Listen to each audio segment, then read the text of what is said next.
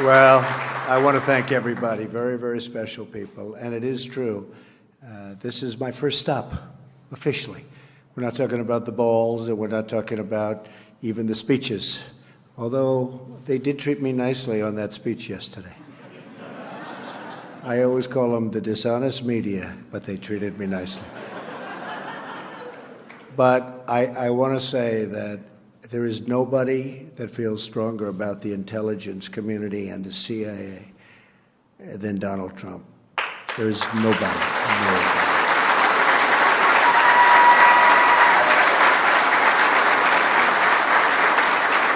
And the wall behind me is very, very special.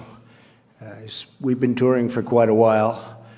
And I'll tell you what, 29? I can't believe it. Oh, 28. We've got to reduce it. But that's amazing. And we really appreciate what you've done in terms of showing us something very special. And your whole group. These are really special, amazing people. Very, very few people could do the job you people do. And I want to just let you know, I am so behind you. And I know maybe sometimes you haven't gotten the backing that you've wanted. And you're going to get so much backing. Maybe you're going to say, please don't give us so much backing.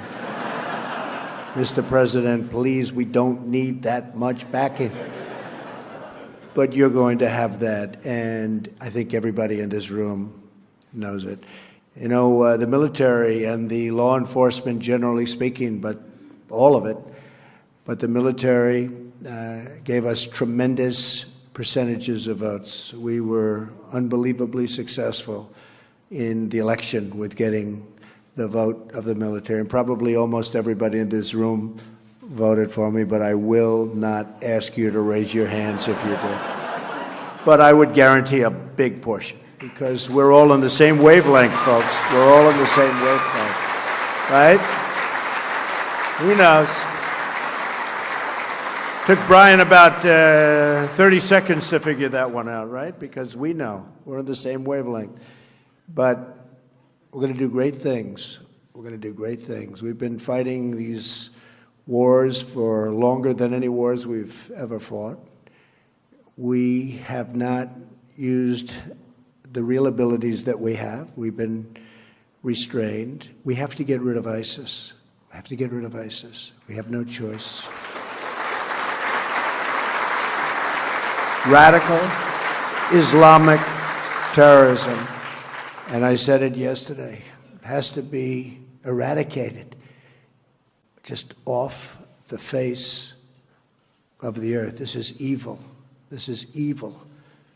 And, you know, I can understand the other side. We can all understand the other side. There can be wars between countries. There can be wars. You can understand what happened. This is something nobody can even understand. This is a level of evil that we haven't seen.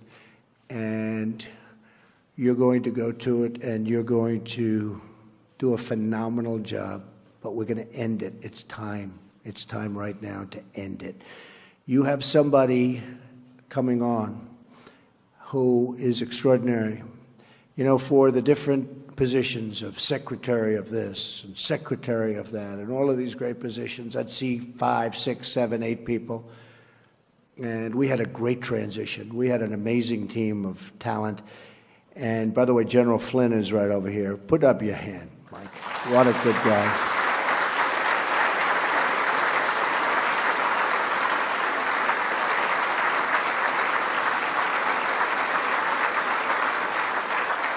And Reince and my whole group. Reince, you know, right?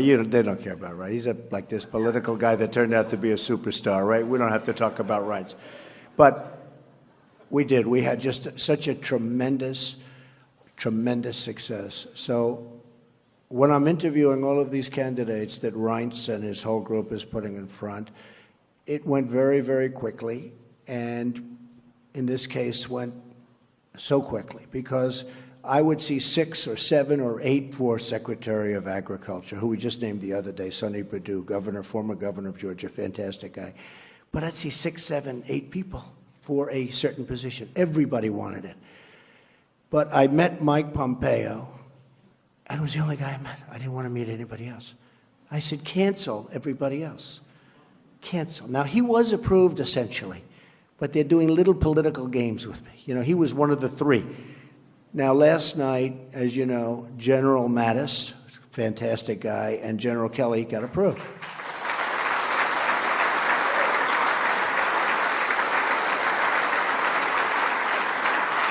And Mike Pompeo was supposed to be in that group. It was going to be the three of them. Can you imagine all of these guys? People respect, you know, they respect that military sense. All my political people, they're not doing so well. The political people aren't doing so well, but you. We're going to get them all through, but some will take a little bit longer than others. But Mike was literally, I had a group of we have 9 different people. Now, I must say, I didn't mind canceling 8 appointments. That wasn't the worst thing in the world. But I met him, and I said, he is so good. Number 1 in his class at West Point. Now, I know a lot about West Point. And to be 1 year, I'm a person that very strongly believes in academics. In fact, every time I say I had an uncle who was a great professor at MIT for 35 years, who did a fantastic job in so many different ways academically. He was an academic genius. And then they say, there's Donald Trump, an intellectual. Trust me, I'm like a smart person. And I recognized immediately. So he was number 1 at West Point. And he was also essentially number 1 at Harvard Law School. And then he decided to go into the military. And he ran for Congress. And everything he's done has been a home run. People like him. But much more importantly to me, everybody respects him. And when I told Paul Ryan that I want to do this, I would say he may be the only person that was not totally thrilled, right, Mike? Because he said, I don't want to lose this guy. But you will be getting a total star. You're going to be getting a total gem. This is a gem. And I just...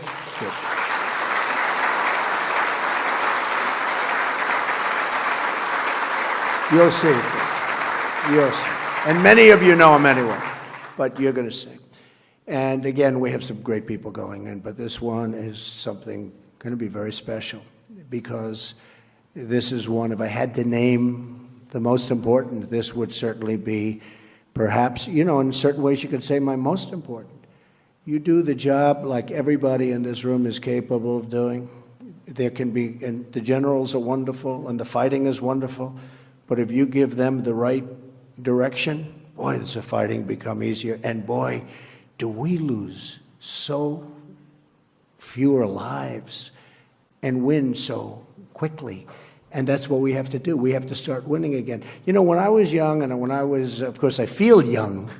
I feel like I'm 30, 35, 39. Somebody said, are you young? I said, I think I'm young.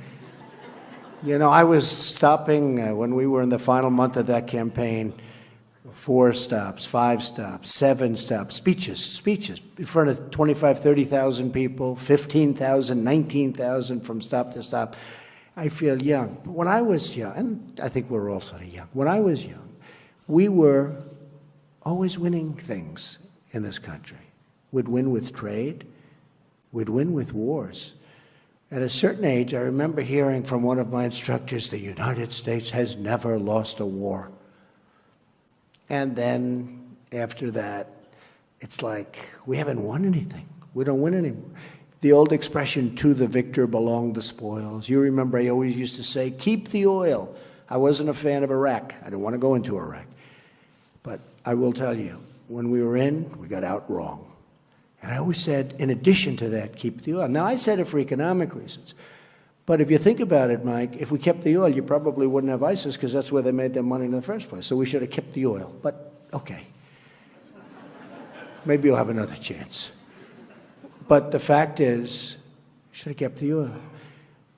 I believe that this group is going to be one of the most important groups in this country toward making us safe, toward making us winners again, toward ending all of the problems. We have so many problems that are interrelated that we don't even think of, but interrelated to the kind of havoc and fear that this sick group of people has caused. So I can only say that I am with you 1,000%. And the reason you're my first stop is that, as you know, I have a running war with the media. They are among the most dishonest human beings on earth. Right?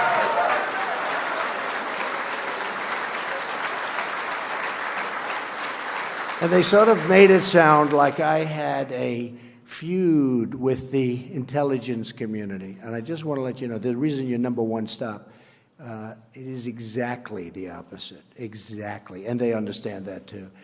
And I was explaining about the numbers. We did a thing yesterday, the speech. Did everybody like the speech? You had to like it. Right? So I've been given good reviews. But we had a massive field of people. You saw that. Packed. I get up this morning, I turn on one of the networks, and they show an empty field. I said, wait a minute. I made a speech. I looked out. The field it looked like 1.5 million people. They showed a field where there were practically nobody standing there. And they said, Donald Trump did not draw well. I said, it was almost raining. The rain should have scared him away, but God looked down and he said, we're not going to let it rain on your speech. In fact, when I first started, I said, oh no. First line, got hit by a couple of drops. And I said, oh, this is too bad, but we'll go right through it. But the truth is that it stopped immediately. It was amazing. And then it became really sunny. Then I walked off and it poured right after I left. It poured. But, you know, we have something that's amazing because it looked like 1.5 million people, whatever it was. But it went all the way back to the Washington Monument. And I turn on the thing, and by mistake, I get this network. And it showed an empty field. And it said we drew 250,000 people.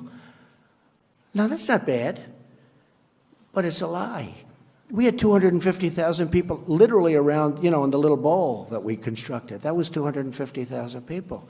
The rest of the, 20-block area all the way back to the Washington Monument was packed. So we caught them, and we caught them in a beauty. And I think they're going to pay a big price. We had another one yesterday, which was interesting. In the Oval Office, there's a beautiful statue of Dr. Martin Luther King. And I also happen to like Churchill, Winston Churchill. I think most of us like Churchill. Doesn't come from our country, but had a lot to do with it, helped us, real ally. And as you know, Churchill's statue was taken out, the bust. And as you also probably have read, the Prime Minister is coming over to our country very shortly, and they wanted to know whether or not I'd like it back. I'd say absolutely, but in the meantime, we have a bust of Churchill. So a reporter for Time magazine, and I have been on their cover like 14 or 15 times. I think we have the all-time record in the history of Time magazine. Like if Tom Brady's on the cover, it's one time because he won the Super Bowl or something, right? I've been on for 15 times this year. I don't think that's a record, Mike, that can never be broken. Do you agree with that? What do you think?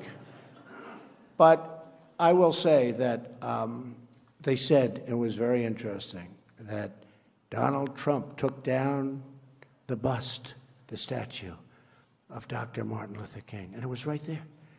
But there was a cameraman that was in front of it.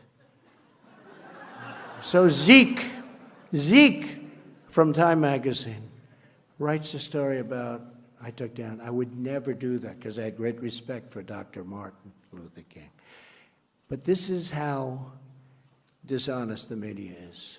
Now, big story, the retraction was like where? What, was it a line, or do they even bother putting it in?